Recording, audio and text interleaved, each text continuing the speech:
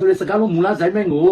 ဆိုစကားရခိုင်ဆိုတဲ့စကားလုံးကိုပါရှင်နဲ့အိန္ဒိယနိုင်ငံကလူတီကသူတို့ကရာပူနာဝါတဲ့အတိုင်းဒီကရခိုင်လို့ပြောလိုက်ကြဇာလူမျိုးလို့မင်းကရခိုင်လူမျိုးသူတို့တွေရခိုင်ကရခိုင်ချောင်းပလာလာထားမှာရခိုင်ပြည်ကိုရောက်လာတဲ့လူတီကပါရှင်နဲ့အိန္ဒိယတီကသူတို့ပြန်ခါကသူတို့ဒေသမှာစာရှိတကောင်နဲ့လူဆောင်မှာဖလိုက်အထောက်ထားမရှိတဲ့ကဆော့စပရဂရီဘောမလာကိစဇာဒေတာလေရခိုင်ကိုသူတို့မပီလို့ဆိုကရခိုင်လို့ဖိုက်တယ်ရခိုင်ကနေပြီးတော့ရဟမ်ဘရက်လာတယ်ရဟမ်ဆိုပြီးတော့နောက်ဆုံးကနေပြပြီးတော့ဘင်္ဂလားနေရခိုင်နဲ့ကဲနေဘင်္ဂလားဒေသမှာဇာပြလေရခိုင်ပြည်အကောင်ကိုဆဲဟဲလို့ပြောကစကားကုံလို့ဆိုကြ wrong ဆိုတဲ့စကားလုံးဖိုက်လာတယ်အမေက wrong ဆိုတဲ့စကားလုံးကရခိုင်ဒေသမွတ်စလင်ကိုတက်ခေါ်ဆိုမဟုတ်ရခိုင်ဘရောအုပ်ချုပ်တဲ့ပိုင်နာနေမြေထဲမှာရှိတဲ့လူရှိတဲ့ဒေသကိုရိုဟမ်လို့ခေါ်ပြီးကြရောင်းဒေသမှာရှိတဲ့လူတီကိုရိုဟင်ဂျာလို့ခေါ်ဆိုဘင်္ဂလားဒေသที่ပြန်ခါတယ်ဘင်္ဂလားကိုရခိုင်ဒေသကလူတီရောင်းခါတယ်အတူပဲဘင်္ဂလီမဟုတ်အတူရိုဟင်ဂျာအတူရခိုင်ပြည်ကလာတဲ့ကောင်ရောင်းပါဆိုလို့တဲ့သဖော်တာကရီးကျတဲ့စကားမဟုတ်ဒီရိုဟင်ဂျာဆိုတဲ့စကားလုံးကိုကျွန်တော်တို့သိဖို့လိုပါတယ်ရိုဟင်ဂျာဆိုတာက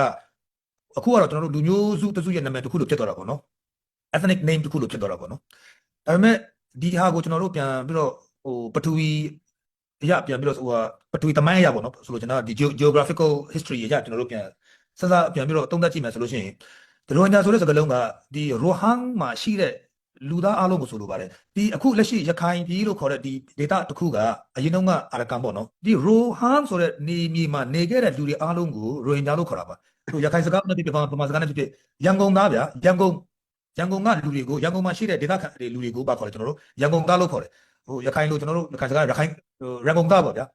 ဟုတ်တယ်မလားအဲ့လိုပဲရိုဟန်မှာနေတဲ့လူတွေကရိုဟန်သားပေါ့အဲ့တော့ရိုဟန်မှာနေတဲ့လူတွေကရိုဟင်ဂျာပေါ့ဗျာဒီရိုဟင်ဂျာဆိုတဲ့လူတွေရိုဟင်ဂျာဆိုတဲ့လူနော်အဲ့တော့ပထမဆုံးကျွန်တော်ရှင်းရမယ့်အချက်ကဘာလဲဆိုတော့ရိုဟင်ဂျာဆိုတာ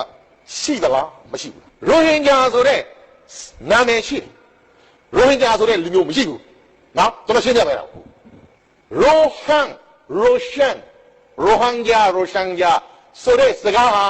19ရာစုဘင်္ဂါလီစာပေမှာစပြီးတော့တွေ့ပါနော်အဲ့ဒီရိုဟန်ရိုရှန်ဆိုတာဟာဒီရိုဟန်ဆိုတာဘာလဲဆိုလို့ရှိရင်ဘင်္ဂါလီတော်သားတွေကရခိုင်ဆိုပြီးတော့စကားမပြီးဘူးမပြီးတဲ့အခါသူကရခိုင်ဆိုတော့ရဟန်အဲ့လိုဖြစ်တယ်တချို့ကရုရှားလို့ဖြစ်တယ်ဘူးဒီတောင်မောင်းတော့မှနေဦးတဲ့လူတွေသိမယ်ကလားစားတယ်ကြားဆိုတာပါလေပါဖားဆိုတော့ရိုဟန်ဂျာဆိုတာပါလေရခိုင်သားမဟုတ်ဘူးလားရခိုင်သားဘင်္ဂါလီတွေကရခိုင်ကိုရခိုင်သားလို့ခေါ်တာရခိုင်တွေတော်တော်များမသိဘူးအဲ့ဒါသူတို့အဲ့လိုကလားခေါ်နေတာမသိဘူးအေးဘောလေဘင်္ဂါလီတွေကအဲ့မသိဘူးပေါ့မသိတဲ့အခါကျတော့သူတို့ကဒီလွတ်လိုက်ရတဲ့ခါကျတော့သူတို့ဘင်္ဂါလီလို့ခေါ်တာကိုလည်းမကြိုက်တဲ့ခါကျတော့သူတို့ဒီနာမည်နဲ့ခေါ်ပါဆိုတဲ့လှုပ်ရှားမှုလုပ်လာတယ်အဲ့ဒါကြောင့်ဒီရိုဟင်ဂျာဆိုပြီးတော့ပေါ်လာတာနိုင်ငံရေးလှုပ်ရှားမှုဒါနိုင်ငံရေးလှုပ်ရှားမှုဘယ်လိုနိုင်ငံရေးလှုပ်ရှားမှုလဲပြည်ပကနေပြီးတော့ပြည်ပကဘယောကနေကျွန်တော်တို့နိုင်ငံတွေကိုလှိမ့်ပြီးတော့ဝင်ပြီးတော့နေချဲ့ဖို့ကြိုးစားတဲ့နိုင်ငံရေးလှုပ်ရှားမှု